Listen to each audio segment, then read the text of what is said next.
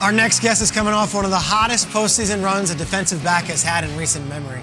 He's the first player since Ed Reed to have an interception in each of his first 3 career playoff games. Wow. His initials are SMB. He wears them proudly as a logo. Please welcome from the Super Bowl champion Buccaneers, Sean Murphy. Yeah, What's up?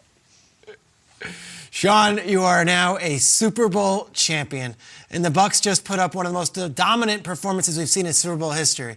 So I ask you, right before kickoff, with the fireworks going and the Blue Angels flying, did you think Super Bowl 55 was going to play out the way it did? I knew that. If we showed up and we did what we were supposed to do, and that's, be accountable for one another. Do the little things right and start the game off fast. I knew that we had a chance to really go up early on these guys. And at the end of the day, it really just took, us believing in everything that we do and our abilities, and we just play ball. You know what? I don't think anybody was shocked that you won by far, but it was jarring to see that Patrick Mahomes offense get shut down. I don't know if you've seen this, that they didn't score a touchdown. Patrick Mahomes has never had a game either in college all the way back to high school where his offense didn't score a touchdown until he ran into you guys in the Super Bowl. How did you do it? Man, Coach Bowles is a mastermind in what he does. And he's like a genius, a freak genius. I tell him all the time, but he had us in the right cause at the right time, and every guy on the field played their part. Every guy did their 1 in 11, and they did everything they were supposed to do to win that game. Guys dropped in coverage. They got their depth. They had eyes on the quarterback. They read routes, and they reacted. And once they reacted, good things happened. Fortunately, our D-line is very, very dominant, so they were able to get to the quarterback, every play. And, with that happening, it just made everybody's jobs a lot easier in the back end. Sean, we are so happy for you. Congratulations on winning a Super Bowl. Obviously, one of the best moments of your life, I'm sure. But you had a special guest with you at Raymond James Stadium. What was it like having your mom on the field with you holding that Lombardi? Oh, man, it was hype. It was hype. That's something that I waited my whole life for, coming from a smaller high school, going into a smaller college, you don't really get moments like that the whole world is watching, so for it to be in a Super Bowl moment, for me to see her, she's one of the first people I saw, once the confetti came down and they were allowed to let fans on the field, and just seeing her run to me with the excitement that she had, she was hype, and she actually got to hold the trophy a lot longer than I did. And she got all her pictures with it. She just sent them to me. I'm a little jealous about it. But I mean, I'm just happy that, she got to live that dream as well. And it just knows that all my hard work is paying off. It certainly is, Sean. That's a great moment to be able to share with Mom. I'll tell you this. Mom is going to be proud right now when she sees this, the fact that you made your bed this morning. That's huge. I know you did that for Mom. No doubt.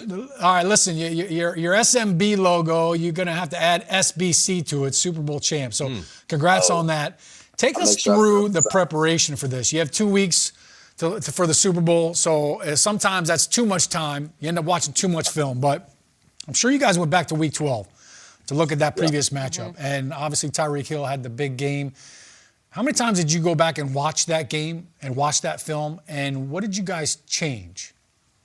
Honestly, the secondary, we got together just about every other day, whether it was, on the side at somebody's house, whether it was at the facility. We got together every single day. We watched maybe 30 to an hour or 30 minutes to an hour of just extra film and extra ways to see how we can pick up and how we can, push each other and use each other to jump certain routes. And so we were with our safeties and we were just, recognizing the routes they were running and what they were trying to do to our defense in week 12. We took that going into this weekend, and we obviously knew, who his main targets were, who he was really trying to get the ball to. And so we wanted to make sure that we took away his first and second read. And after that, it was really just playing ball and playing fast and playing physical. You got guys like Antoine that's out there making plays. You got guys like Devin that's flying around, Mike Edwards. And so whenever you can have guys just getting their hands on the ball constantly and just making plays and bringing that energy, you know, it flusters through the entire defense. And so that was just a big game changer for us. There's so much going on behind you that I think we have to ask. Kyle's going to ask a question about the room situation, but I'm going to first start off with the way this game ended. Antoine Winfield Jr. makes the play, and then we see him throw the deuces up at Tyreek Hill. Now, I have to ask you, because some people at home would be like, I don't like it. It's not sportsmanlike. Other people might say, well, look, you did a flip in their end zone. Was this planned? Was this spontaneous? And did you have any knowledge that one of you might do this to Tyreek Hill if he was shut down? To be honest, man, no. Just knowing the guys in our room, it was up to a couple guys to do it. I wasn't gonna say it was gonna be Antoine. To be honest, I would have thought it was gonna be somebody else. But I mean, I backed it up 100%. When I saw the flag, I was like, oh man, I hope that don't mean we got to stay on the field a little longer. But I mean, that's something that if you're going to dish out, you got to be able to take it as well. And so, you know, that's just the competitive nature of the sport. It's all in between the lines, all competition. I know Antoine was, you know, just playing ball at the end of the day. It's a confidence game. So we were just out there having fun. He threw up the peace sign, and I was with it 100%. Nice. There's throwing up the deuces, and then there's throwing up the stockings. Sean, it's February 10th. Why are we looking at a Christmas tree in your bedroom behind you? What's going on? Well, let me tell you, the Christmas tree right there, it has my ornament on there, my 23 ornament. But I couldn't take it down because we've been on a winning streak. So since that tree's been up, we've won a lot of games. We played really good ball. And so that tree had to stay at least until, you know, the Super Bowl was over with. But now that I think about it, you know, I'm leaving for the off season. Probably I'm going to go, you know, out to train in California. I'm going to go back to Michigan, back to my hometown. So that Christmas tree is probably going to stay up to the next season. Wow.